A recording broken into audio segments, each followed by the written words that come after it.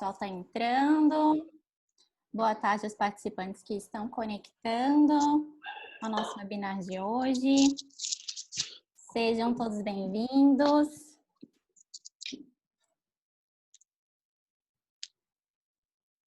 Muito bem.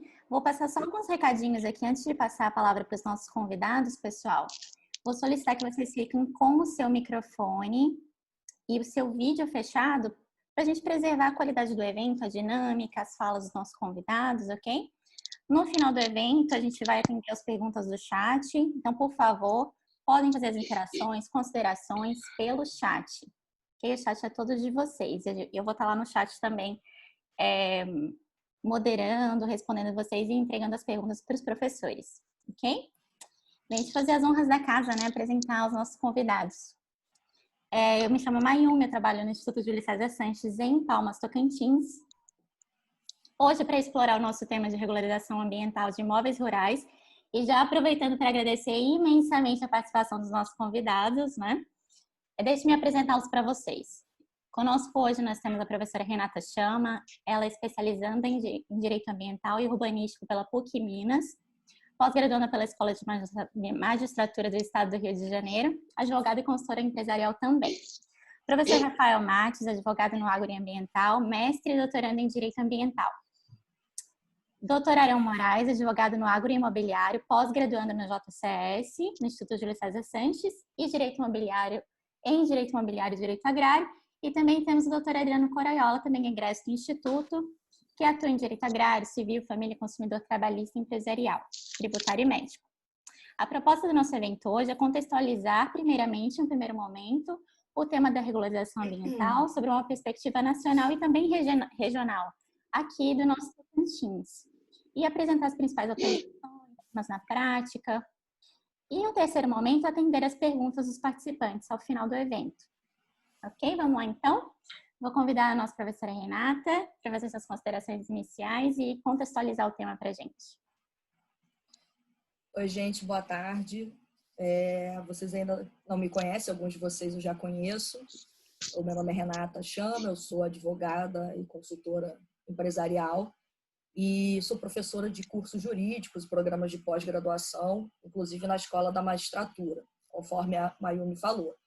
A gente recebeu esse carinhoso convite para debater sobre um assunto de extrema importância, em especial como acontece no estado do Tocantins, que nós temos aqui 2 representantes. E para a gente começar, eu vou basicamente contextualizar o tema, para a gente efetivamente tornar o bate-papo até mais dinâmico, né? Não ficar algo muito cansativo, porque o ideal aqui é que a gente debata a praticidade do Instituto. Então, a gente tem que ter na cabeça, de antemão, que esse programa de regularização ambiental, ele, na verdade, veio expressamente previsto, né, dentro do contexto do Código Florestal. E, na verdade, ele busca, como o próprio nome já diz, a regularização daquelas propriedades ou posses rurais que, de alguma forma, apresentem um passivo ambiental interligado com as áreas de preservação permanente, com as áreas de reserva legal. E dentro dessa contextualização, e até mesmo levando-se em consideração até o que a própria Constituição determina, é muito importante que durante esse procedimento a gente perceba uma cooperação que busque harmonizar os interesses do agricultor, daquele proprietário e possuidor, em termos de exploração econômica de sua atividade, com a questão da necessidade de proteção e tutela do meio ambiente pelo poder público. Então, vocês verificam que durante o procedimento de regularização ambiental, é necessário que o próprio agricultor, aquele possuidor, aquele proprietário, ele de alguma forma também reaja, obviamente, né, e de forma ativa, a todas as necessidades que são estabelecidas pelo Código Florestal. Não é uma atividade de mão única, né? Não é apenas o poder público que precisa atuar, né? A gente precisa, sempre que possível, compatibilizar essa exploração econômica, agrícola ou não, com a questão da proteção. E aí, dentro dessa sistemática do Programa de Regularização Ambiental, nós temos uma tríade é uma tríade que precisa ser levada em consideração porque é toda a base, né, o arcabouço desse procedimento, onde, por exemplo, a gente tem o cadastro ambiental rural, né, como pontapé inicial desse processo de regularização. A gente tem a questão do próprio, né, o programa de regularização propriamente dito, com todas as suas fases a ele inerentes, e nós temos também a questão da celebração dos termos de compromisso, né, que é é visto, né, é um título executivo extrajudicial que tem por finalidade obrigar o cumprimento daquelas condições, daquelas obrigações em relação à regularização por parte daquele agricultor, se é assim que a gente pode falar. Mas a grande maioria costuma ter uma certa dificuldade de enxergar o que é realmente o PRA. As pessoas acabam se perguntando se é só um procedimento, se é um conjunto de regras, o que é normalmente. E é importante a gente ter na cabeça que o PRA ele funciona como um instrumento. Ele é um instrumento de aplicabilidade prática do Código Florestal, no sentido de viabilizar que toda aquela propriedade, toda aquela posse que tem um passivo ambiental, ela efetivamente se regularize para que aquele proprietário possuidor, o agricultor, por exemplo, ele possa fazer jus a alguns benefícios que são inerentes a esse programa de regularização ambiental, como, por exemplo, a utilização do Instituto da Compensação nas áreas de reserva legal, como, por exemplo, a gente tem a suspensão, né, das sanções, né, das infrações. Quando a infração administrativa ambiental ela é configurada, a gente tem a suspensão dos processos administrativos, inclusive da própria responsabilidade criminal. Então, a gente tem esse arcabouço, nós temos esse instrumento de aplicabilidade prática do Código Florestal, né? E até, de certa forma, alguns doutrinadores mais assíduos no tema, o próprio Tribunal Superior de Justiça, o Supremo Tribunal, eles costumam viabilizar um efeito secundário também desse programa de regularização, que a gente pode determinar aqui como um controle de todo esse desmatamento, de toda essa degradação ambiental que normalmente acaba sendo praticado e a gente tem uma dificuldade muito grande de controlar. Então, quando a gente pressupõe para essa regularização a inscrição daquela propriedade ou posse rural no CAR, a gente passa a garantir uma maior efetividade nesse controle, essa dinâmica, né, de fiscalização ambiental. Agora, existem proprietários e possuidores que sequer estão se inscrevendo nesse programa. É uma opção. Existem aquelas consequências negativas, né, por essa falta de interesse, por essa não inscrição, não adesão ao programa. Então, aquele proprietário ou possuidor, ele não vai ter apenas a falta de flexibilização em relação aos benefícios trazidos pelo programa de regularização, mas ele vai sofrer, por exemplo, perdas em termos de mercado, porque existem hoje diversas empresas, até para linha de crédito, né, instituições financeiras que exigem, né, o certificado, né, o comprovante de regularização ambiental. A gente vai ter aquele empreendedor, né, aquele agrícola propriamente dito, podendo responder novamente, né, na esfera administrativa, na esfera criminal, quando, obviamente, for caso de crimes ambientais, e, inclusive, responder por uma questão cível. E por quê? Porque, diante da não adesão ao programa, todas essas responsabilizações que até então poderiam ser suspensas em função da adesão, elas passam a correr normalmente. O seu trâmite volta a ser completo, normal, tá? Então, na verdade, hoje, o programa de regularização ambiental, ele acaba se tornando um instrumento, uma ferramenta, tá?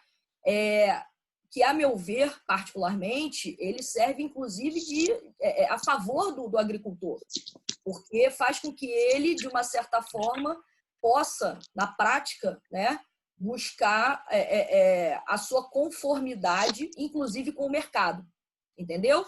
Então, eu agora acho que essa foi uma introdução rápida, a gente tem pouco tempo aqui, é difícil resumir tudo isso, né, muita coisa em 5, 10 minutos, mas eu acho que o Rafa pode, de repente, pegar aí o gancho e falar de uma forma mais específica sobre essas fases, sobre esses instrumentos. Bom, pessoal, eu então vou dar prosseguimento aqui. Primeiro quero desejar a todos boa tarde, finalzinho de tarde já, 5h15 da tarde. Agradecer ao Instituto pelo convite. É muito especial estar aqui com vocês. A gente sempre se encontra aí pessoalmente nos cursos, mas por uma eventualidade estamos, infelizmente, à distância, mas não deixa de ser um prazer enorme estar aqui com vocês.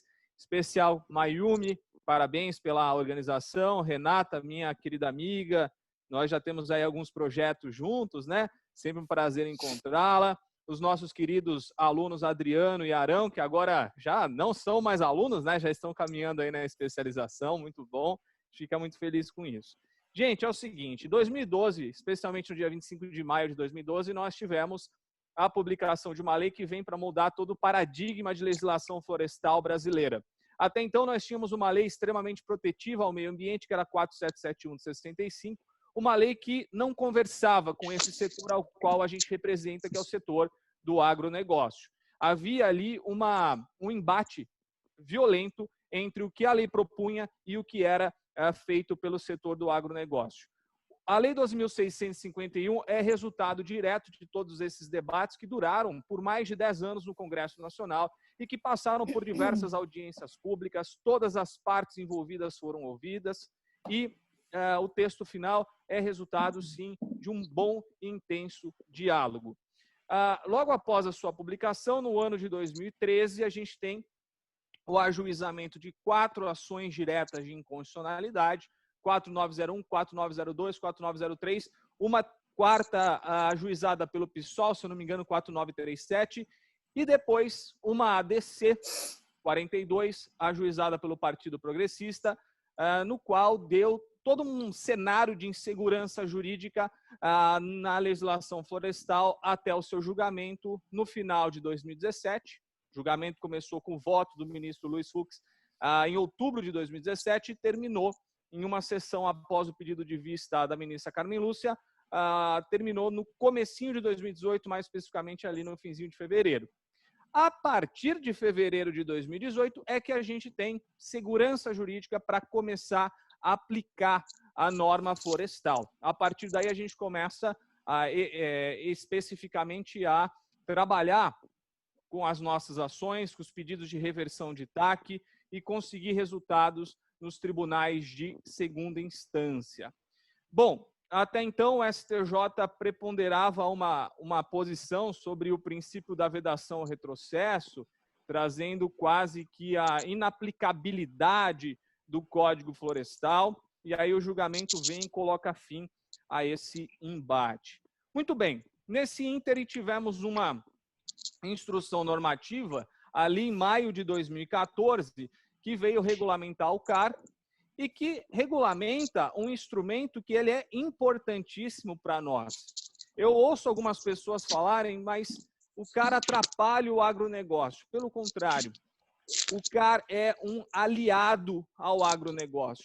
E digo isso porque facilita, porque permite que a declaração seja feita pelo próprio agente do agro. A proposta de regularização das suas áreas é feita pelo próprio agente. Nós deixamos de depender exclusivamente da discricionariedade do órgão ambiental, como era comum no passado, e agora passamos ao protagonismo da ação de regularização ambiental das propriedades para o agente agropecuário. Isso é importantíssimo, isso é um avanço. Por conta desta primeira premissa, eu endosso o que a Renata acabou de dizer, que se trata de um instrumento importantíssimo. A gente não pode querer crer que o agronegócio ele não terá obrigações ambientais a cumprir, né? Então, a gente não pode querer defender que não haverá nenhuma obrigação ambiental a ser cumprida. Isso não cabe no mundo que vivemos hoje. Quem advoga e quem atua no setor do agronegócio exportador sabe que nenhum mercado de nível internacional, nenhum mercado evoluído, nenhum mercado que já incorporou regras, que não vende com dumping ambiental, nenhum desses mercados aceita adquirir produtos que são provenientes de países com falta de regularização ambiental. Tá? Então, essa premissa é muito importante. muito importante. O ano passado, me lembro, tentou-se passar no Congresso Nacional uma lei para extinguir as reservas legais.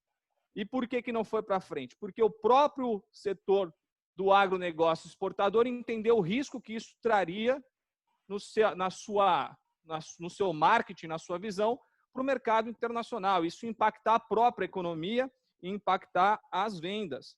E, Mayumi, por favor, se eu estiver falando muito, você me breque, hein? Eu adoro o tema, então eu vou falando aqui. Fique à vontade. Então, vejam, o agronegócio já entende esse papel. Então, a gente não pode querer hoje, 2020, discutir o fim das leis ambientais.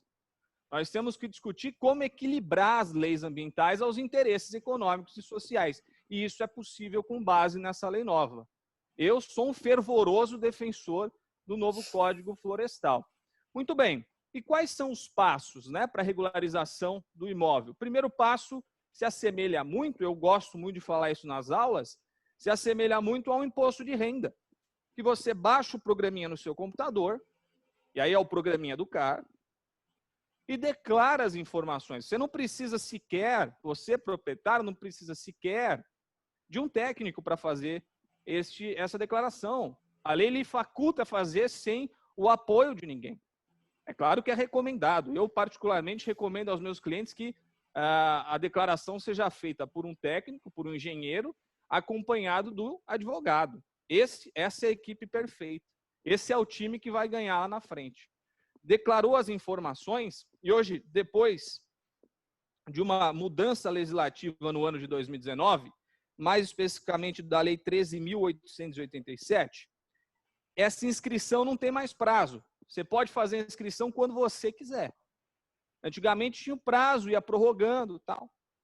Eu não vou entrar no mérito aqui se isso é bom, se isso é ruim.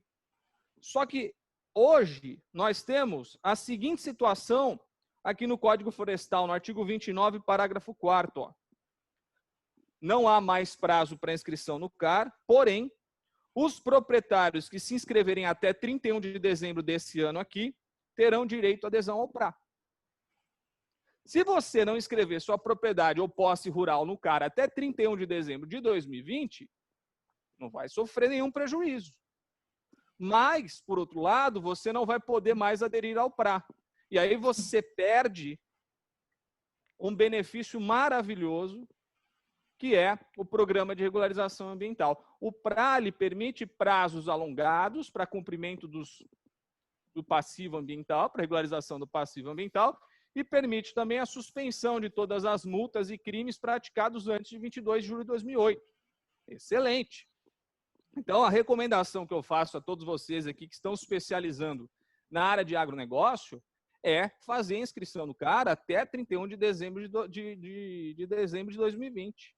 Faça a declaração. Aí a declaração, quando ela é feita, ela fica como ativa.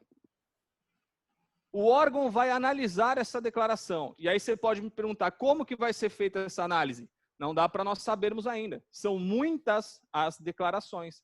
Muito provavelmente serão feitas de forma por amostragem, à distância, utilizando os meios remotos. Muito provavelmente. E aí, se houver alguma pendência, o CAR deixa de ficar ativo para ficar como em pendência. Ele muda o status. É como se você tivesse declarado o seu imposto de renda e você declarou alguma coisa errada. Você não declarou alguma fonte pagadora, declarou uma dedução equivocada, você foi para a malha fina. Quando o cara aponta alguma irregularidade, seja nas APP, seja na reserva legal, você vai para a malha fina. E aí, é nesse momento que é muito importante que você tenha a opção do PRA. Está na malha fina? Adere ao PRA.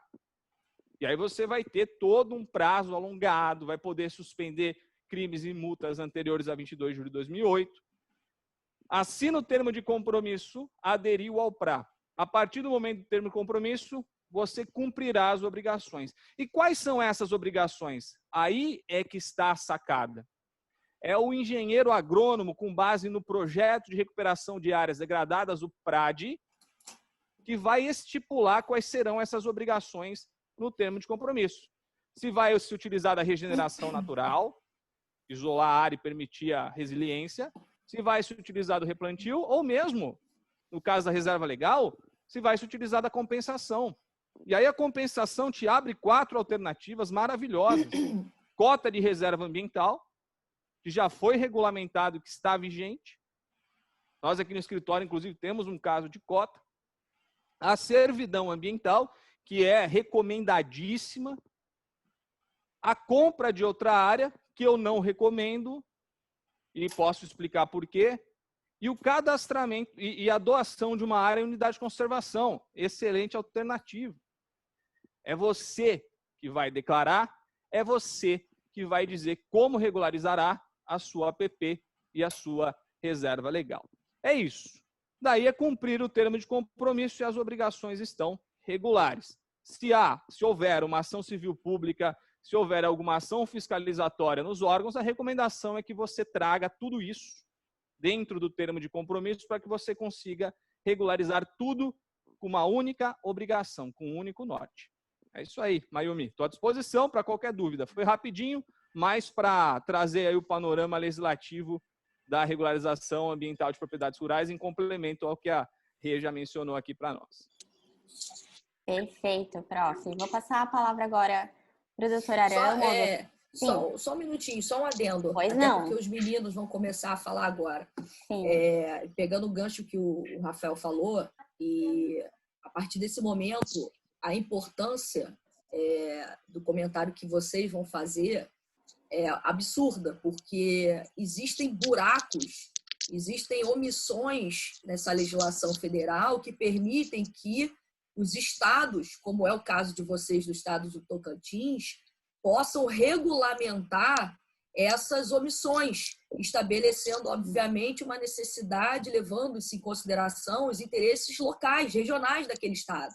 Então, assim, hoje a gente sabe que alguns estados ainda têm essa dificuldade de regularização desse programa, que não é o caso do Tocantins, mas eu acredito que, inclusive, aí no Tocantins, o estado tenha regulamentado essas brechas que o Código Florestal permitiu. Então, a partir de agora, vocês, por favor, vocês tirem essas dúvidas de âmbito estadual, porque tem uma relevância muito grande, O panorama não é mais o geral, é um panorama bem específico. Então, foi só esse adendo, porque a importância deles agora é muito grande. Joguei uma bomba, no colo de vocês, desculpa. Eu nem vou falar mais nada. Bombona. Doutora Adriana e doutora Arão, por favor. Virem. Tá certo. Bom, primeiramente, prazer estar com vocês aqui. Mayumi, a grande anfitriã desse evento, com o Instituto Júlio César Sanches. Aos queridos amigos Rafael e Renata, saudades da presença de vocês aqui na pós-graduação. Muito bom, meu amigo Coraiola, grande abraço. E esse é um tema bacana, muito legal, a questão ambiental, e está extremamente em voga, E quando vocês falam em agronegócio, acho que vale a pena introduzir esse assunto, lembrando que nós somos o estado mais novo da federação, E há tempos atrás éramos conhecidos apenas como Norte de Goiás, uma terra não tão esquecida, mas não era tão valorizada como o resto do Brasil. E aqui ainda predomina, hoje ainda, mas há 10 anos, 15 anos, 20 anos atrás, a agricultura familiar. E quando a gente fala de agricultura familiar, a gente está lidando com um público um pouco menos instruído. E quando fala de menor instrução, a gente tem que levar em conta as questões ambientais, onde eles desprezavam, até porque faltava legislação específica sobre o assunto, E faltava o conhecimento técnico para eles. Faltava observância dessa legislação ambiental, das reservas legais, das áreas de preservação permanente, das áreas de proteção ambiental. Aqui no estado a gente sofre a incidência de 3 áreas diferentes de reserva legal, A gente tem lá no Bico do Papagaio a região amazônica, onde a reserva legal é de 80%. Aqui tirando o Bico do Papagaio para baixo, aqui até no sul do estado a gente tem a incidência de Cerrado, 35% de reserva legal.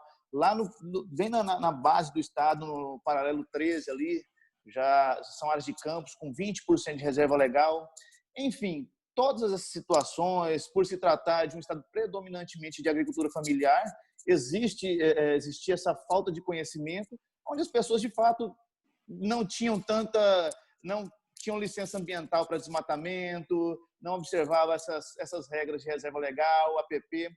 Hoje em dia, nós estamos dentro do Mato Piba, nós estamos dentro da Amazônia Legal e o nosso estado está em fase de transformação, saindo dessa parte de agricultura familiar que ainda predomina, mas passando para a parte do agronegócio. E aí a gente já sofre a incidência de um produtor mais qualificado.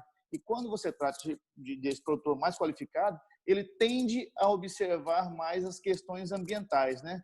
Ele já, quando começou ele já fez o seu georreferenciamento, em que pese não se tratar de uma situação ambiental, mas com georreferenciamento já vem a reserva legal, já vem o CAR, ele já sabe que existe, ele já tem conhecimento específico da sua área, já sabe o tamanho de área exato, ele já sabe se ele está com déficit ou não de reserva legal, de APP, e assim ele pode, antes mesmo dessa fase pós-CAR, que a gente chama, né, quando vai começar as conferências dessas declarações de CAR, já começar ou a regenerar ou a recuperar as áreas em déficit, né? E até aderir a esses, ao PRAD, ao PRA, né? Então, é isso. O produtor rural mais qualificado, esse que aplica diretamente o agronegócio, ele tem condições de, antes mesmo de vir fiscalização, ele foi lá, ele declarou o CAR dele. Quando forem fazer a conferência do CAR nessa fase de pós-CAR, onde vai verificar por elementos remotos, que nem o Rafael falou, essa fiscalização por imagens de satélites de um ano para outro, onde vai aferir se a pessoa desmatou ou não, com licença ou não. Antes disso, esse produtor ele já tem condições de recuperar suas áreas. E até apresentar esse projeto que a Renata falou, né? Um projeto, firmar esses termos de compromisso, recuperar essas áreas, evitando assim as incidências de multas ambientais, de crime, né? Ações civis públicas, enfim. A dificuldade nossa aqui no Tocantins hoje gira em torno um pouco dos licenciamentos ambientais. Infelizmente, a gente tem um órgão, o Naturatins, nosso é um órgão ambiental nosso, ele é extremamente moroso, as licenças ambientais aqui demoram excessivamente para sair e, às vezes, o produtor rural fica na mão, fica aguardando indefinidamente essas licenças ambientais e, por vezes, acaba até cometendo alguns ilícitos por culpa também do órgão ambiental. Então, assim, a gente tem atuação aqui nessa parte de apoio ao produtor rural, acompanhando esses processos de licença ambiental para que ele não desmate, de repente, sem a efetivação dessa licença, né? E depois também, quando se vier, né, essas fiscalizações ambientais, eventualmente multas, o acompanhamento do produtor rural nessas situações. Então, é isso, Mayumi. A gente está numa fase de qualificação do produtor rural, falta muita informação para ele ainda e acho que caberia aos órgãos ambientais passar melhor essa informação, transmitir melhor essa informação para o pequeno produtor rural, que é aquele que tem desconhecimento, e assim a gente evoluir nessa questão ambiental, que é muito importante para o desenvolvimento do nosso estado. Perfeito. E, doutor Adriano, quais suas considerações em relação à deixa da professora Renata, nossas particularidades regionais? Fique à vontade. O problema de ser o último é porque todo mundo espera o final. Eu acho que já falaram tudo aí, mas vamos lá. Não, daqui a pouco vem as perguntas. O silêncio é muito preocupante, né? Porque aí começam realmente... Aí a gente tem que testar conhecimento. Eu quero agradecer primeiramente o Instituto pelo convite. Até quando me ligaram, eu falei, tem certeza que está ligando para a pessoa certa? Vou ligar para outra pessoa. Inclusive, até falei o nome do Renato que está presente. Eu falei, vai para o Renato falar que ele é o fera. Ele que dá... Mas, enfim.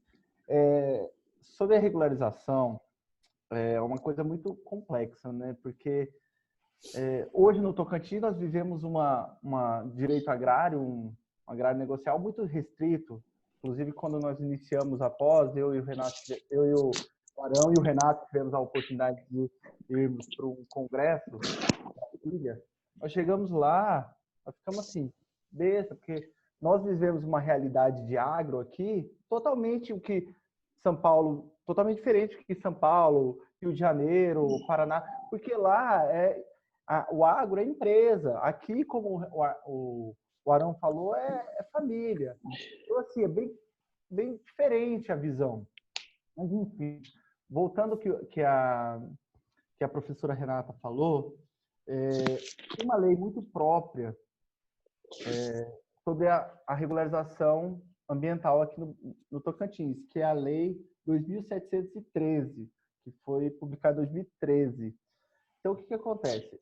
Essa foi uma lei estadual, e teve algumas peculiaridades, falando do CAR, falando do TC, do Manual de Controle Ambiental, para que a pessoa consiga, o agricultor consiga se regularizar na questão ambiental. Mas, para assim conseguir depois fazer o PRAR, mas enfim, daí o PRAR coloca você numa questão de 2008, e o restante? E eu comprei a fazenda agora, o que eu vou fazer? Daí nós temos uma segunda situação. Eu comprei a fazenda, cheguei lá, não tem reserva ambiental, não tem, a APP já está lá consumida, o que eu faço? Eu acabei de comprar. Nós sabemos que o STF falou que o dano ambiental é imprescritível, não prescreve. Então, o que eu faço? Aí eu contrato o advogado vai lá e faz o TAC, uma conduta com o Ministério Público, fala, teve coisa errada aqui, vamos regularizar. Como nós vamos regularizar essa situação? Vamos reflorestar, vamos ver como nós conseguimos pegar a vegetação, enfim, fazer alguma coisa para colocar a vegetação da APP e da reserva ambiental de forma que consiga novamente evitar esse dano ambiental. Então, nós temos várias situações que, quando chegamos para a gente, até fica muito difícil. Vem uma situação que o rapaz chegou aqui, porque eles não têm muita visão, muito ensinamento. Então, o cara chega aqui e falou assim, eu dei a entrada no projeto lá no Toratins, que é o órgão responsável, e eu comecei a desmatar. O fiscal foi lá e multou. Eu falei assim, mas você não esperou a aprovação? Não, eu fui lá. Por quê? Porque eles entendem que como todo mundo faz isso, eles podem fazer. E daí chega lá na frente, chega a multa para eles, tem que recorrer, enfim. Por quê? Eles começaram a fazer isso porque o sistema burocrático do Tocantins é lento.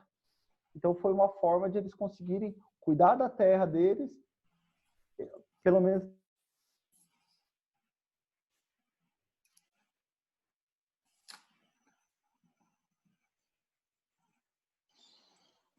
Doutor Adriano, acho que travou um pouquinho. Mas ainda falta muito para regularizar essas situações devido à morosidade do própria secretaria. Então é só isso que eu posso te ajudar.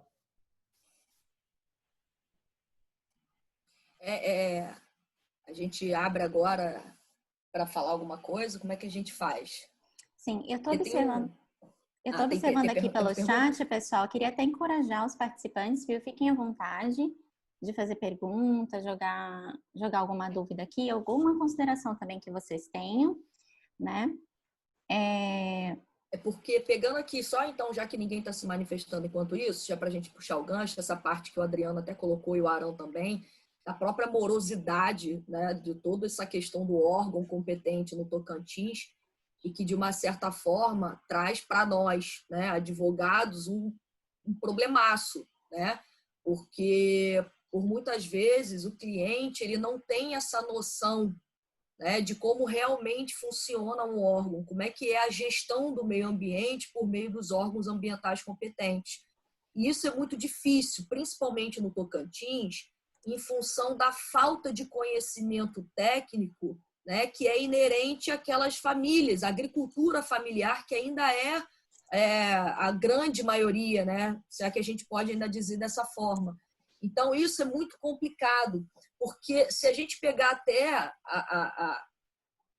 toda essa sistemática, não só do Código Florestal em relação ao programa de recuperação e regularização ambiental, mas de todo o contexto constitucional, histórico, do processo evolutivo, né, na proteção e tutela do meio ambiente, a gente passa a perceber que é muito importante, né, que esses órgãos ambientais eles criem mecanismos de uma participação efetiva da população, seja ela por meio de seu representante técnico ou não.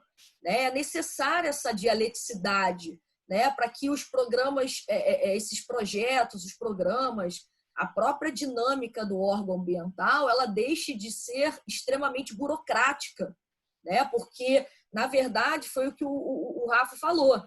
A gente tem a necessidade, né, não apenas no âmbito do programa de regularização ambiental, mas no direito ambiental como um todo, no direito urbanístico, no direito do agronegócio, a necessidade de sempre se compatibilizar, né, o crescimento, o desenvolvimento econômico, a exploração do agronegócio com a proteção e tutela do meio ambiente. A gente não tem mais tempo, né? A gente não tem mais espaço para abrir mão dessa tutela efetiva. Mas, ao mesmo tempo, mas em diversas situações, como é o caso que o colega comentou, o Adriano e o Arão, que a gente esbarra na morosidade, a gente esbarra na burocracia dos órgãos ambientais. E isso acaba, de uma certa forma, colocando toda essa necessidade de compatibilização, essa necessidade de dialeticidade, né, de participação popular, um tanto quanto ela acaba sendo desmerecida. E aí a gente acaba, né, vendo, no caso concreto, uma determinada atuação negativa até em prol do meio ambiente, porque cada um vai correr atrás do seu prejuízo. Então, a gente acaba gerando brechas, né, para que o desmatamento ocorra em hipóteses que seriam até hipóteses simples de fiscalização, hipóteses simples de licenciamento ambiental. Então, esses entraves que a gente vê na prática, eles hoje acabam, de uma certa forma, inviabilizando, né, uma efetiva proteção do meio ambiente, porque nós temos uma série de fatores, inclusive sociais, né, inclusive socioeconômicos, até eu diria, né, e a gente acaba precisando também que o poder público ele desenvolva programas com uma certa celeridade, né, ele desburocratize, ele desentrave essas travas que são criadas entre a população, por meio de seus representantes ou não, e aquilo que está na lei. E eu acredito que seja isso que vocês estejam enfrentando agora no Tocantins, né? Porque, como vocês falaram, vocês têm essa agricultura familiar ainda de peso, né? Fala, Rafa. Professor Rafael. Então, eu queria também dar um palpite aqui. São Paulo, não pensem vocês que São Paulo é um estado completamente regularizado e formado só pelo grande agronegócio, não, viu? São Paulo é uma complexidade de situações, que é um agronegócio mais antigo, mas a gente tem muitos pequenos proprietários aqui também, viu? Então, assim, essa complexidade, ela existe em nível nacional. E aí, qual que é, além de todo o papel do poder público, que é omisso, como a Rê bem destacou, qual que é o nosso papel como advogado, né? E aí, lembrando, como bem falou também a Carla, a comunidade epistemológica, aí todo mundo que trabalha em volta faz um trabalho essencial, os agrimensores, os agrônomos, os engenheiros ambientais, os gestores ambientais, é essencial nesse processo, o papel deles. Agora, a nós cabe o seguinte, o grande agronegócio hoje, ele já entendeu a importância da advocacia preventiva. Então, ele já nos contrata antes de cometer esse tipo de infração. Essa é a grande diferença. O pequeno agricultor, ele não tem essa cultura, não tem capacidade econômica de fazer isso, só que ele acaba gastando mais, dado a falta de aconselhamento antes. Aí quem tem que entrar são as associações, são os sindicatos que têm que fornecer toda essa consultoria. Agora, nós, num caso como vocês mencionaram, aí, tanto o Arão quanto o Adriano mencionaram, que bate lá no escritório o pequeno proprietário com esses problemas. Gente, nós temos que buscar aí, via mandado de segurança, uma medida liminar. Uma liminar e essa medida liminar, baseada no princípio da celeridade, lá do caput do artigo 37 da Constituição, todos os estados dão. Uma medida liminar para forçar o poder público a sair da sua situação de recalcitrância, de lentidão, de morosidade, que é muito comum, e forçar ele a se manifestar. E posso dizer para vocês, funciona. E aí, Ministério Público, se a minha recomendação, procure o Ministério Público, não deixe o Ministério Público procurar vocês, porque, meus amigos, eu vou ser muito sincero, não vai adiantar, em série de responsabilidade civil reparatória, não vai adiantar você argumentar a falta de conhecimento ou nível de instrução, não vai adiantar. A obrigação de reparar o dano desconsidera até chuva, até caso fortuito, força maior, pandemia, fato de terceiro. A jurisprudência é muito complicada nesse sentido. Então, a minha recomendação sempre é, pequeno proprietário procurou com um baita pepino, Ministério Público, estamos tomando todas as providências cabíveis, já consegui aqui uma liminar para que o meu pedido seja apreciado, com base na falta de instrução e com base na morosidade do poder público, nós estamos irregulares e estamos buscando a regularidade. Não há interesse econômico na irregularidade, há interesse em regularizar. Só faltou conhecimento. Aí você está advogando antes, dando um passo antes do Ministério Público vir com a ação civil pública. Se vier, aí vai ficar muito difícil de você conseguir resolver o caso. Essa é a minha recomendação. Esse é até um assunto, Rafael, esse é até um assunto que a gente faz na sala, né? A gente fala na sala de aula com vocês. A advocacia, dentro do direito ambiental, ela tem que ser preventiva. Porque a repressiva, ela é um prejuízo altíssimo. Eu tive um caso no interior do Rio de Janeiro, eu sou do Rio de Janeiro. Eu tive um caso em que a pessoa que me procurou, ela tinha dado causa realmente a uma infração administrativa ambiental em função de queimadas, tá? Ela precisava limpar o terreno, ela fez lá a sua devida queimada e a nossa sorte foi exatamente essa morosidade do poder público no tocante à sua fiscalização, o que nos proporcionou o tempo hábil de ir ao Ministério Público e propor a celebração de um termo de ajustamento de conduta, para que a gente evitasse, portanto, todo um procedimento administrativo pelo nível do que foi, se fosse o caso, criminal, e ainda ter que arcar com uma indenização milionária. Né? Então, é nessa hora que o advogado ambiental ele deve agir. E como a colega falou, né, a gente não tem que agir sozinho. O advogado, né, que trabalha com direito ambiental, ele pressupõe para o êxito de uma equipe. A gente precisa de um engenheiro agrônomo, a gente precisa de um técnico, porque a gente não tem esse conhecimento também. Né? Não é problema algum admitir isso. Né? E, assim, é óbvio que não é fácil a gente encontrar até profissionais que não tenham até determinada vaidade de trabalhar em conjunto, porque isso acontece muito também na prática, mas a verdade é que o nosso principal ponto é o nosso cliente. Né? Ele não tem um prejuízo econômico muito maior do que ele poderia ali ter. Então, isso é muito, muito, muito importante. Para quem advoga na área, busca, né? É você sempre que possível atuar antecipadamente. E nos casos, né, de pequenos produtores que o diálogo até se torna um pouco mais difícil, é só você transformar o problema, né, técnico em valores. Quando você transfere, você transmuta essa informação do que você falar, não, é responsabilidade, tem que se inscrever no CAR, você vai pagar multa, depois você vai pagar, vai cumprir pena, vai pagar de novo, vai ter que pagar a indenização. Fala para ele o seguinte, se o senhor não fizer, vamos transformar isso em uma linguagem mais acessível. O senhor vai perder tanto. E aí as coisas começam a funcionar, porque, na verdade, ninguém quer perder dinheiro, principalmente diante de toda essa questão econômica que a gente está vivendo. E para esse pessoal, a linguagem mais direta é a principal e funciona. Tá? Isso eu estou falando por experiência própria. Tá? Isso realmente funciona. você tem que entender uma realidade nossa aqui, que isso não está escrito, né? Que é nós somos um estado muito pequeno, certo? Nós não somos um estado muito grande.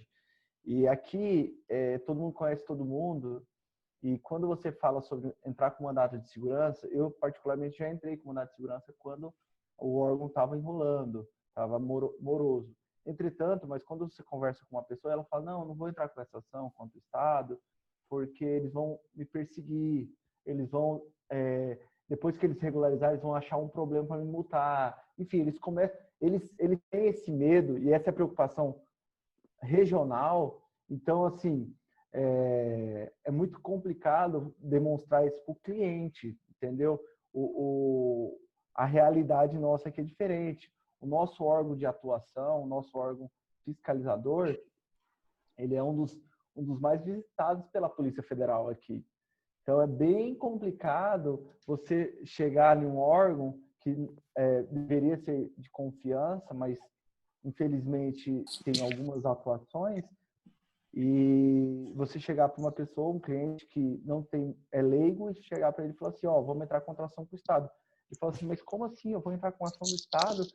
Eles vão achar um jeito de me multar, eles vão me achar um jeito depois de me sacanear. Então, assim, nós temos que tomar alguns cuidados nesse ponto também. Estratégia, né? Tem que ter uma estratégia bem devagarzinho. Mas aí é o que vale ainda mais a prevenção. Uhum. É isso. E todos Aí, esses argumentos. a prevenção ganha ainda mais relevância, entendeu? Porque a gente não precisa bater de frente com o Estado. A gente atua do lado dele. A gente atua paralelamente a ele. Aprendi na vida é que você pedir algo ao poder público não é confrontá-lo. Uhum. Então, a forma como você vai conduzir o seu mandato de segurança, a sua linguagem, ela é importante. Você conseguiu eliminar, leve pessoalmente até ele e fale assim, nós precisamos por conta de uma urgência. A forma como se apresenta, só que aos poucos, porque se existe essa cultura, vocês precisam, como advogados, junto ao AB, pressionar para a mudança dessa cultura de perseguição. E outra coisa que é importante, estando ao lado do seu cliente, buscando a regularização, vem o que vier de fiscalização, vocês vão estar regularizados, entendeu? Sim, isso é importante, a importância da advocacia preventiva. Pode vir fiscalizar, a gente está redondinho, entendeu? Qual que era a cultura no passado? Vai fiscalizar? Eu dou um dinheirinho, eu dou um café. E é por isso que criou todo esse cenário. Eu entendo perfeitamente. Só que, Adri, cabe a nós, advogados, mudarmos essa cultura. De verdade, aos poucos, com jeitinho, numa linguagem muito tranquila na nossa petição, mudar essa cultura. Porque senão nosso cliente fica refém para o resto da vida. Não, sim, concordo plenamente com o que você está dizendo, mas é muito complicado. É que o medo é muito embutido, né? Ele é enraizado. Né? Nós, como advogados profissionais, nós sabemos que fazendo a regularização certinha, não vai ter problema lá na frente. Nós sabemos. Seguindo o CAR, seguindo o projeto, não vai dar problema. E se der problema, depois fica com violação de multa, enfim. Derruba na justiça. É difícil. Fica essa questão até para o advogado regional aqui, né? De ter que lidar com essa cultura enraizada. Então, isso o advogado tem que se posicionar, né? E tentar ajudar o cliente. Sim. Aquilo que a Renata falou, acho que é bem importante. E a gente tem que fazer um trabalho, a gente tem feito um trabalho de conscientizar o produtor rural, seja ela pequeno, médio e grande, da importância, sobretudo na questão da advocacia preventiva, mas sobretudo na questão ambiental. Vale lembrar que o Brasil é enorme, né? E a gente tem áreas, por exemplo, lá em São Paulo, Rio de Janeiro, lá na minha terra natal, Mato Grosso do Sul, em que o hectare vale 50, 100, 150 mil reais, um hectare de área, né? E aqui no Tocantins nós temos áreas em locais menos valorizados que chegam a valer R$1.000, R$2.000 por hectare. E aí a gente sofre a incidência da mesma legislação para o Brasil inteiro. E quando a gente vai falar em valor de multas, vamos colocar um exemplo. Se uma pessoa faz uma supressão vegetal sem o devido licenciamento ambiental, ele pode vir uma multa de R$1.000 o hectare até R$7.500 por hectare, né? Se a pessoa, de repente, faz a supressão dentro de uma reserva legal e tem a prática de derrubar a reserva legal, supressão e colocar fogo, aquilo vem uma multa de R$5.000 por hectare acrescida de 50%, ou seja, R$7.500 o hectare. E a gente pega aqui boa parte das terras do estado que não vale esses R$7.500 o hectare.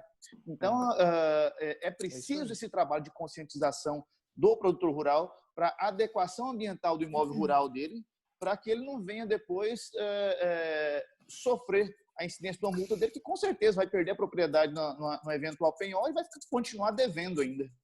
Mas, Arão, olha aqui, pegando até o gancho de uma dúvida do colega, mas é aí que a gente vê a importância do órgão estadual. Aí que a gente vê a importância e a necessidade de um legislativo estadual que vá fazer o aprimoramento daquelas normas federais de acordo com as condições e com as necessidades regionais daquele estado. Então, se eu tenho, né, no Rio de Janeiro, um hectare, por exemplo, em R$100.000 e lá no Tocantins 1.000, é óbvio que eu não posso me valer de uma normatividade federal, né, que é uma regra geral, para aquela minha hipótese, para aquela minha situação, porque ela é totalmente fora dos padrões. Então, nesse ponto, né, aí compete, por exemplo, forçar uma OAB a se manifestar, né, compete a própria propositura de iniciativa de projeto de lei da própria população, para que realmente haja uma movimentação do legislativo estadual nesse sentido. Porque senão também a gente sempre vai ter, por exemplo, quer ver um exemplo clássico? É o decreto 6514 de 2008. Diversos estados da federação não têm o seu decreto, né, próprio que trabalhe com o processo administrativo por infração e acaba utilizando esse decreto federal, que estabeleceu nessas suas normas um desacordo muito grande. Eu não posso aplicar a mesma sanção do Rio de Janeiro e de São Paulo, cujo potencial econômico é infinitamente maior, num estado novo, né, em que a economia ela ainda é pautada na agricultura familiar e que o valor imobiliário, a especulação imobiliária não chegou nem aos pés ainda dessas cidades maiores. Então, isso é muito importante. Mas cabe também à própria advocacia provocar essa movimentação do poder legislativo. Né? Vocês aí têm esse papel. É difícil, é muito político, o órgão é complicado, mas a gente tem que tentar movimentar. É difícil sempre, não é difícil só aí, não. Aqui também é difícil, né? Então, e aí pegando o gancho do colega que ele perguntou, do CAR, que o antigo proprietário degradou, né? E ele buscaria uma retificação no CAR em relação a essa propriedade para incluir essa maior cobertura vegetal. Eu costumo dizer que você pode tudo, né? O grande problema é se isso vai ser homologado pelo órgão competente ou não, né? Até porque a gente tem uma série de critérios que vão ser levados em consideração na prática que vão viabilizar ou não essa retificação. Rê, dentro disso que você está falando, Fala, deixa eu mostrar um negócio aqui. Mayumi, me permita mostrar aqui minha tela rapidinho, ó. Vocês estão vendo minha tela? Agora sim, agora sim. Tem um fundamento jurídico que ele é importantíssimo aí para quem está buscando regularizar uma área que já tinha um compromisso antigo e aí você quer aplicar o novo código. Então, você quer se valer da compensação no mesmo bioma, por exemplo. Você quer mudar a área de reserva legal de lugar. O artigo 12 do decreto 8235 de 2014, ele fala, os termos de compromisso em instrumentos similares para regularização ambiental de imóvel, referente a PP, reserva legal e uso restrito, sobre a vigência da legislação anterior, deverão ser revistos. Só que isso é uma faculdade do proprietário, do possuidor, ele que tem que pedir. E aí, você pode fazer um projeto, mas é o que a Rê falou, você corre o risco de sofrer um indeferimento. Como que você vai apresentar esse projeto? Você tem que apresentar o projeto baseado na legislação. Aqui no Código Florestal, deixa eu pegar o artigo certinho aqui, ele fala para a gente que a reserva legal ela tem que estar localizada seguindo os seguintes parâmetros aqui do artigo 14. Plano de bacia hidrográfica, zoneamento ecológico econômico, formação de corredores ecológicos, área de maior importância e maior fragilidade. Se você conseguir comprovar para o órgão que você tem um projeto cuja área de reserva legal poderá ser modificada e que vai atender melhores algum desses 5 requisitos, a chance de você ganhar no órgão público é muito maior. Muito maior. E aí, se ele te negar, ele vai ter que te negar com fundamento jurídico. Mais uma vez, artigo 37, princípio da legalidade, tem que estar fundamentado. E qual que é o artigo que vai dizer, você não pode mudar a reserva legal? E aí você vai apresentar impugnação administrativa, vai recorrer, discutir isso administrativamente com base no que o código lhe permite. Entendeu? Então, é possível, existe a dificuldade da discricionariedade, mas se você conseguir basear dentro de um estudo técnico que você segue melhor um desses princípios aqui do artigo 14, a chance de você ganhar é grande. Até porque Sim. a gente tem que ter sempre na cabeça que o órgão, ele não pode ser visto sempre como um bicho-papão, que está ali para atrapalhar a sua advocacia, né? Ele está ali para tentar, de alguma forma também, estabelecer esses parâmetros, né? E essa preocupação e tutela com o meio ambiente. Então, se você apresenta um pedido de retificação com um georreferenciamento, demonstrando todos esses requisitos do artigo 14, ou pelo menos a sua grande maioria, demonstrando que aquela vegetação, né, da área nova que você está apresentando, ela é uma vegetação nativa ou em processo já de regeneração, tudo isso é a favor do seu pedido, né? Por isso que essa discricionariedade não é uma discricionariedade sem qualquer fundamento. Foi o que o Rafa falou. Torna o trabalho do órgão ambiental muito mais dificultoso. Né? Por quê? Porque ele vai ter que demonstrar no caso concreto, sob pena de a gente poder acionar a justiça. A gente sair da esfera administrativa e ir buscar na justiça, e que, por sinal, às vezes vai ser até mais fácil, né? A depender da situação, a depender da hipótese. Então, poder pode. Tá? Cabe a você tentar amarrar de todas as formas os requisitos da lei. E agora, se é que vai acontecer ou não, aí realmente já é um outro passo, né? Já é um outro problema que a gente tem. Isso aí, pessoal. Vou interromper aqui porque a gente está quase estourando. Nós já estouramos, na verdade, o nosso horário. Né? Porque o bate-papo, quando é bom, não para, né? Exatamente. Desse jeito. Vocês tinham que botar mais Esse tempo. assunto, né, agrário, né, gente? E aqui no Tocantins, então, com essas considerações aqui, não tem jeito.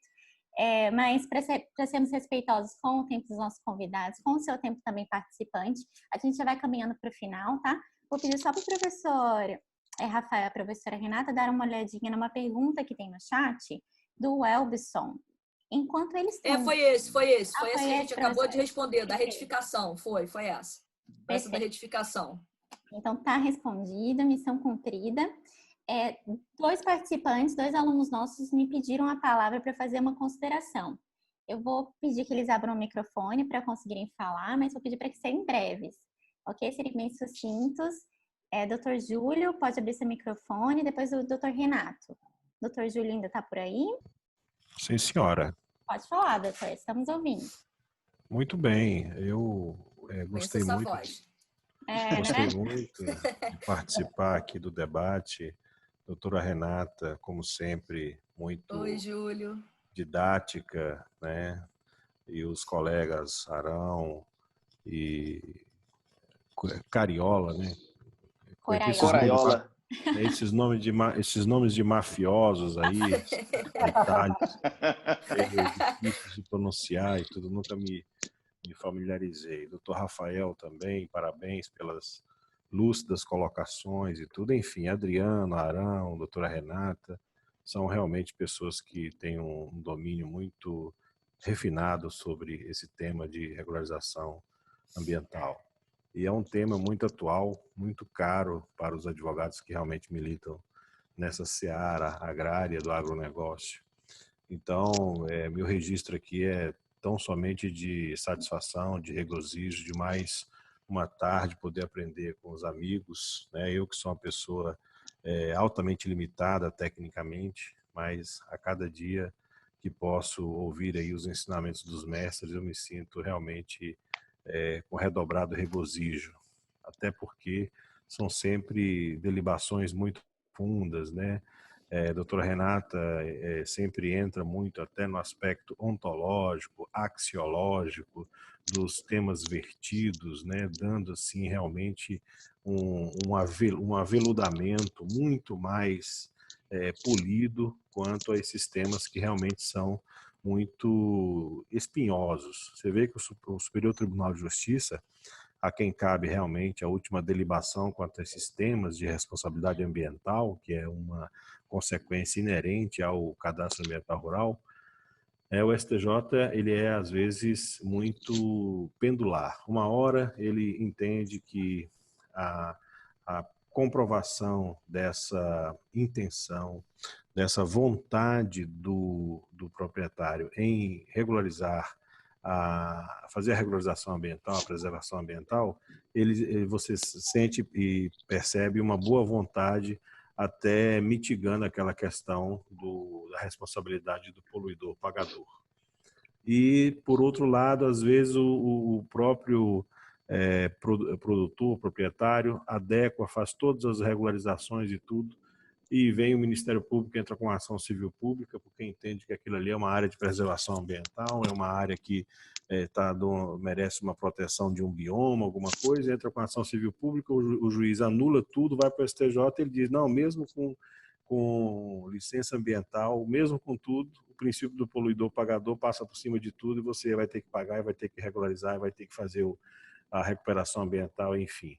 Então, esse tipo de ambiente de discussão doutrinária e tudo que enriquece realmente o debate, até que nós cheguemos aí a um ponto de equilíbrio e tenhamos assim realmente uma certeza, nem que mínima, né, própria, inerente à condição da psique humana, né, que não temos certezas, mas sempre uma constante e inderrogável dúvida, né, e aprimoramento. Mas eu gostaria muito de fazer realmente esse registro, doutor Arão, doutor Rafael, parabéns, doutor Adriano e doutora Renata. Foi com muita satisfação que eu ouvi atentamente aí os ensinamentos ministrados por tão doutos professores e tão erudita professora Renata. Parabéns aí ao Instituto pela promoção desse encontro. Valeu, Obrigada, Júlio. doutor Júlio. Julião, Julião. A professora tem Saudade de você, Julião. Palmas. Em palmas, ele tem que voltar a palmas. Tem que voltar, todos vocês, né? Não tem que voltar. Doutor Renato está por aí ainda? Gostaria de abrir o microfone, fazer sua breve consideração. Estou aqui ouvindo os caros colegas, né? Com satisfação. Também conheço essa voz. Saudade de todos, é claro. Mas que bom que tem a tecnologia, né? Para a gente estar em contato, né?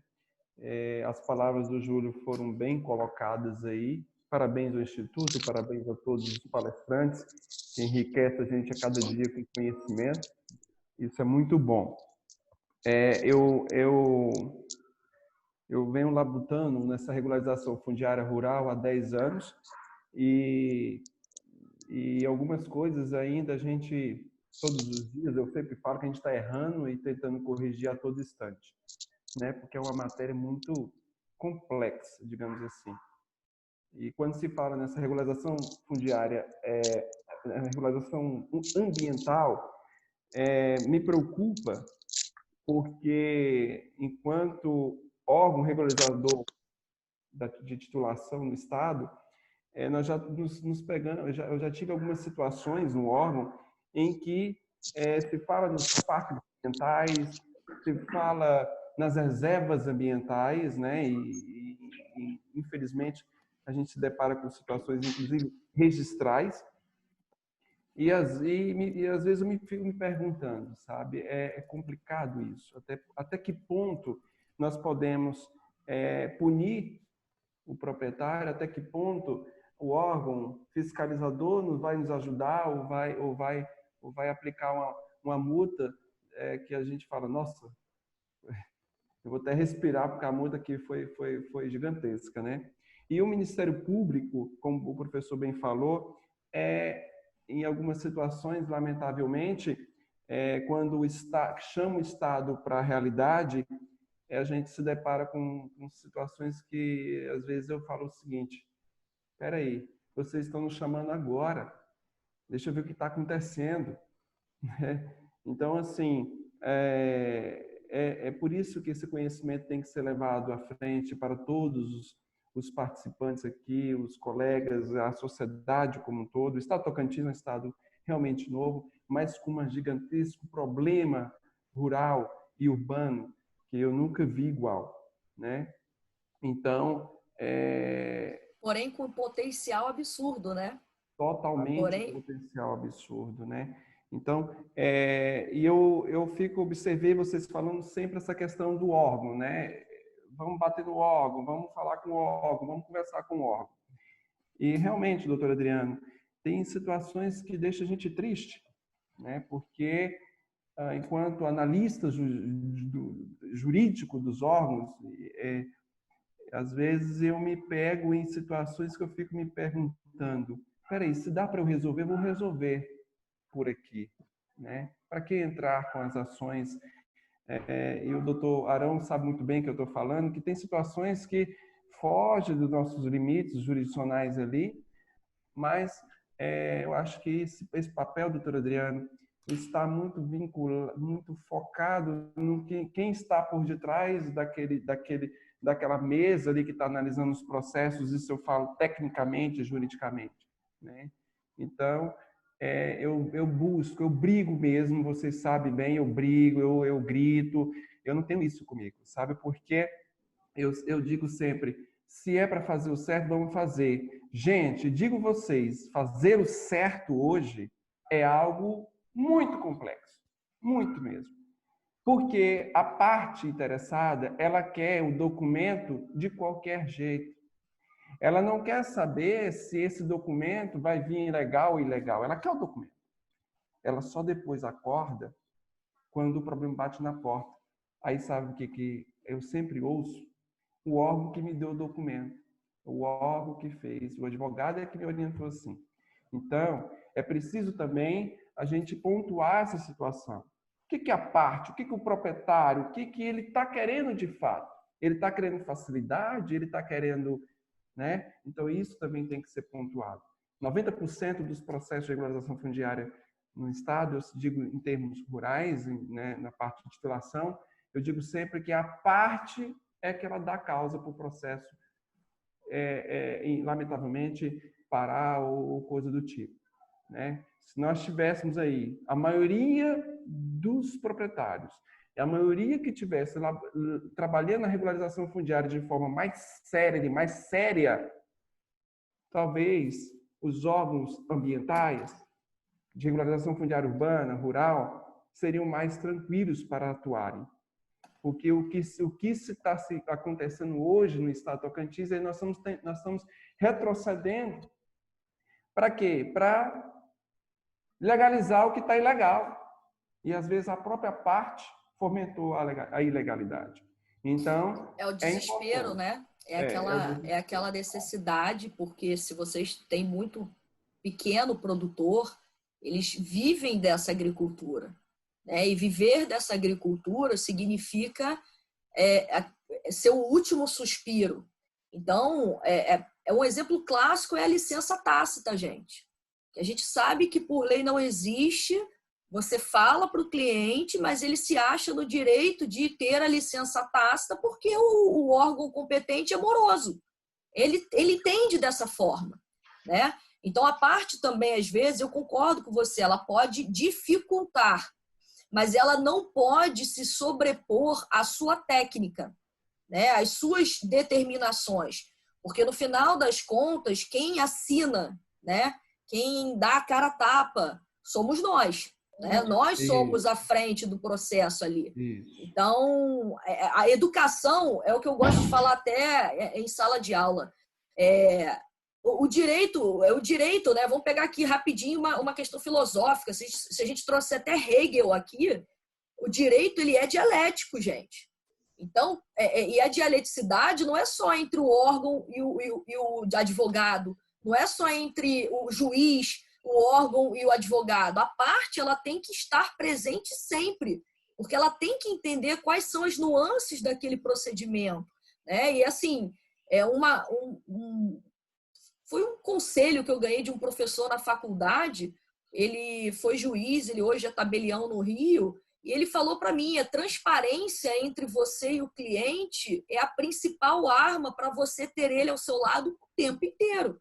Então, se a parte ela cria essa dificuldade, você passa a ter também aquela possibilidade de não se colocar, né, à mercê dessa ilicitude que ele está disposto a aderir, entendeu? O compete a você.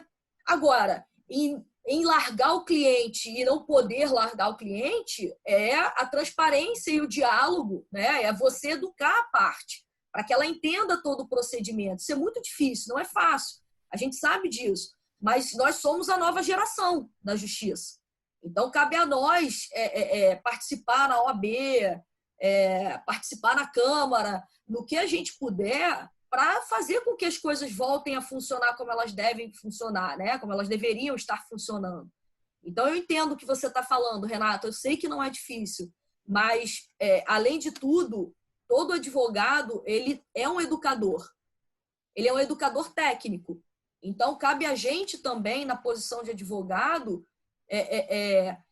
trazer o cliente para a nossa realidade, ainda que não de forma tão técnica, né? As informações têm que ser objetivas, claras, né? Mas a gente também tem essa obrigação, né? Para que ele vivencie, né? A gente até compartilhe um pouco a responsabilidade, né? A gente não fique só com a responsabilidade. Isso é um ponto muito importante para vocês que advogam, e no seu caso aí como analista jurídico, né? Dos órgãos. Então, eu acho que isso hoje é uma realidade que a gente tem que buscar a todo tempo mudar. Tá? Eu sei que não é fácil, mas é importante. Tá? A gente não pode deixar aquela antiga história, né, buscar a ilicitude para poder resolver o problema. Né? Isso hoje não tem mais espaço. Né? Até porque nunca teve espaço, né? Mas, enfim. Então, eu acredito que vocês, na posição de educadores também, tá? O educador não é só o professor, né? O educador é toda aquela pessoa que tem um conhecimento a passar, seja ele técnico ou não.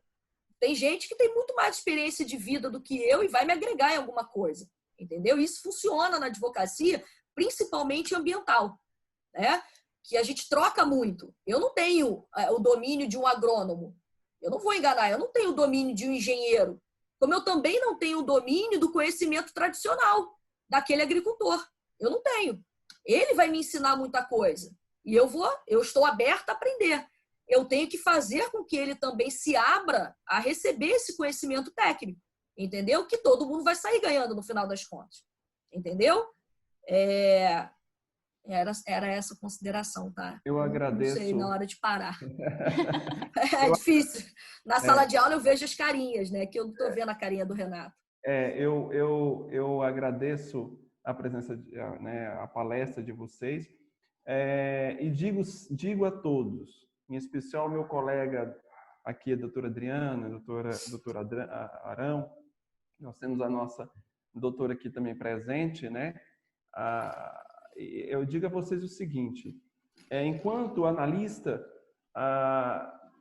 quando eu vejo as jurisprudências, vejo os doutrinários, eu busco isso para que a parte não precise viabilizar situações jurídicas, judiciais, se eu posso resolver no âmbito administrativo, né?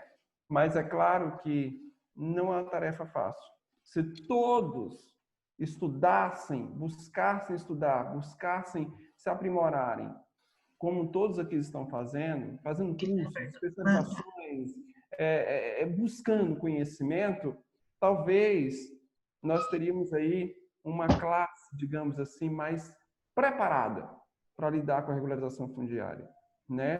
Porque quando eu assino um parecer, eu tenho que ter a minha consciência tranquila de que o advogado, a parte interessada que está levando aquele documento, se tiver algum questionamento, que esse questionamento tem que ser muito bem fundamentado, né? E que se tiver algum erro lá na frente, que possamos ser mínimo para tentarmos corrigir ele de forma que não impacta tanto na parte do agricultor e até mesmo de quem está advogando, né? Então, isso é muito importante.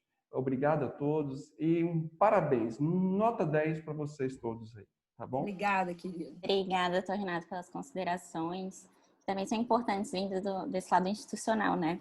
Esse é um diálogo.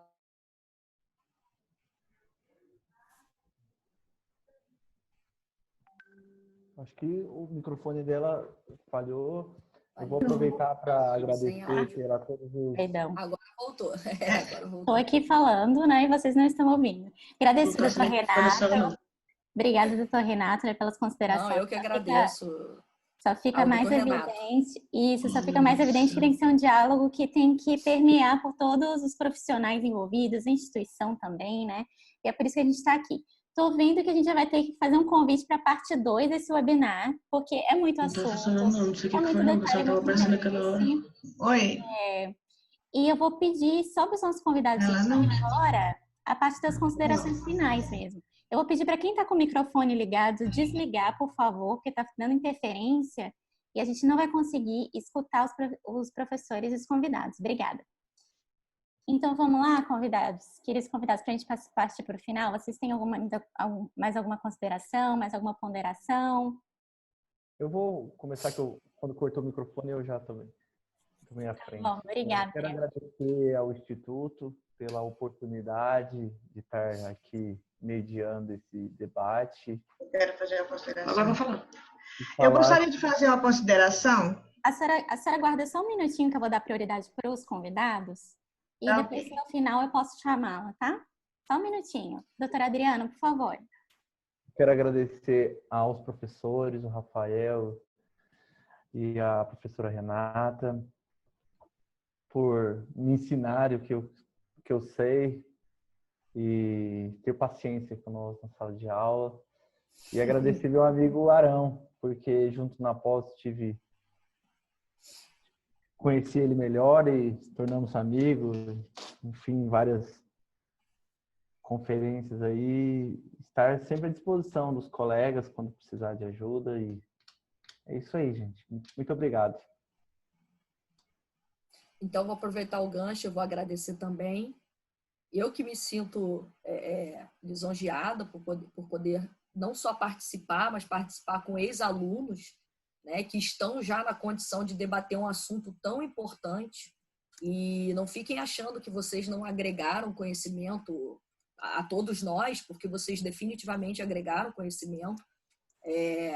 Eu sempre falo que na sala de aula o aluno interessado, ele sempre vai trazer um conhecimento. Vocês, tirando as nossas brincadeiras, tirando aquela, né, todo o entorno que a gente tem, porque quando se cria uma amizade, né, vocês hoje são profissionais completamente aptos a trabalhar com o assunto, vieram aqui, explanaram muito bem sobre o assunto. Então, eu também tenho a agradecer. Eu saio daqui com mais informações do que eu cheguei. Isso sem dúvida alguma, né? E eu não falo só em relação ao Rafa, que é professor, não, e é advogado há mais tempo aqui, tem uma baita de uma experiência. Estou falando de vocês dois, né, que vieram aqui naquela reunião até o Adriano mais inibido. Então, eu agradeço ao Instituto, agradeço a vocês, né, colegas, e espero em breve poder estar novamente com vocês em Tocantins, em Palmas, aí para os novos projetos que com certeza vão surgir daqui para frente. Obrigada, tá, Mayumi, pelo convite, em nome do Instituto. E, nossa, gente, uma boa tarde, né, para vocês. Já deixo aqui minha despedida. Mayumi, acho que para encerrar, a palavra que fica realmente é agradecimento. Agradecimento a vocês do Instituto que sempre nos convidam a participar, é sempre um prazer enorme.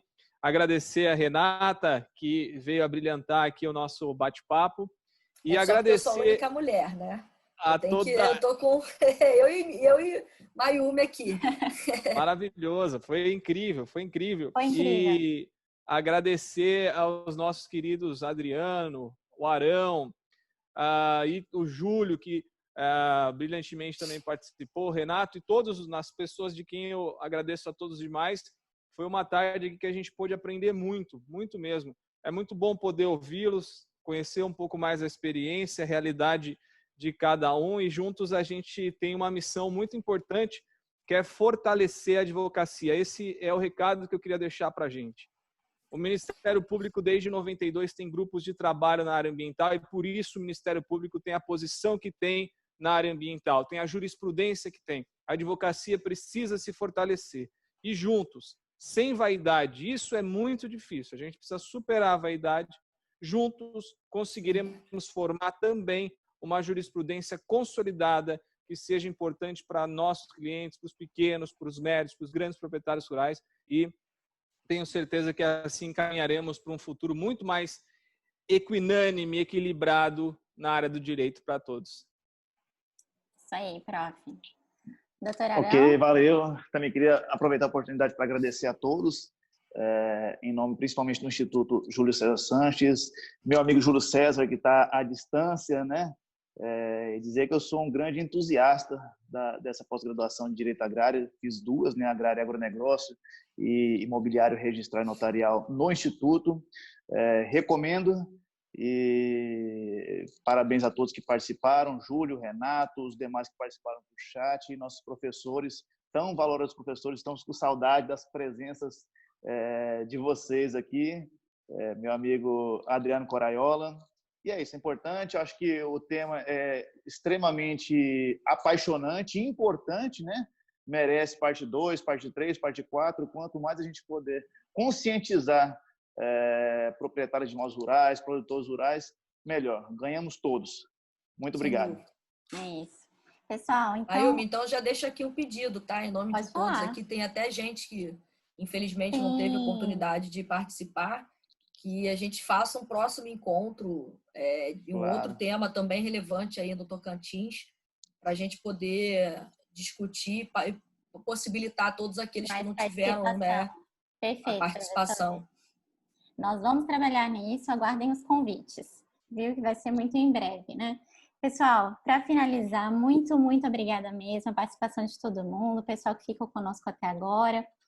Um obrigado mais que especial, né, aos nossos queridos convidados, professor Rafael Mates, professora Renata Chão, doutora Adriana, o doutor Arão.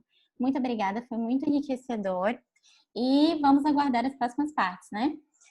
Eu que gostaria de avisar que vocês vão receber uma gravação, o link da gravação desse evento e também um breve resumo por e-mail. Até segunda-feira a gente envia para vocês, viu? Um excelente final de tarde para todo mundo, excelente quase final de semana, né? Que amanhã é quase sextou, né? Muito obrigada, participantes, e nos vemos em breve, se Deus quiser. Viu? Nós que agradecemos. Obrigado. Tchau, Boa gente. tarde a todo mundo. A gente que agradece.